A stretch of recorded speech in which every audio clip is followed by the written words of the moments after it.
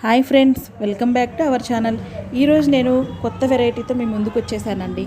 అదేంటో చూద్దాం, వచ్చేసాయండి.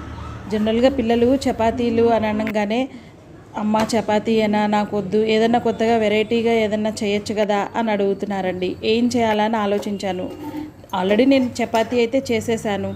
దాంతో ఏం చేద్దామని ఆలోచించుకుంటే నాకు ఒక ఐడియా వచ్చిందండి. నేనైతే అలా చేసి చూశాను. మా పిల్లలకైతే బాగా నచ్చింది. మీకు కూడా నచ్చుతుందనే అనుకుంటున్నాను. అది ఎలా చేసుకోవాలో చూద్దాం, వచ్చేసండి. ఒక బౌల్లో పెరుగు తీసుకొని అల్లం పచ్చిమిరపకాయలు కొట్టి దాని పేస్ట్ని ఆ పెరుగులో వేసుకొని అందులో కొద్దిగా వాటరు కొద్దిగా సాల్ట్ వేసుకొని మజ్జిగలాగా చేసుకోవాలండి.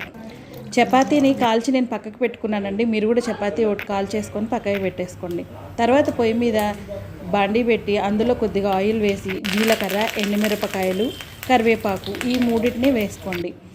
దాన్ని మనం మజ్జిగలాగా చేసుకున్నాం కదా, అందులో వేసేసుకొని బాగా కలుపుకోండి. చపాతీని స్క్రీన్లో చూపిస్తున్నట్టుగా చిన్న చిన్న ముక్కలుగా కట్ చేసుకోండి. ఆ చిన్న చిన్న ముక్కల్ని ఆ మజ్జిగలో వేసేసుకోండి, డిప్ చేసుకోండి. ఒక 2 మినిట్స్ అందులోనే ఉంచండి.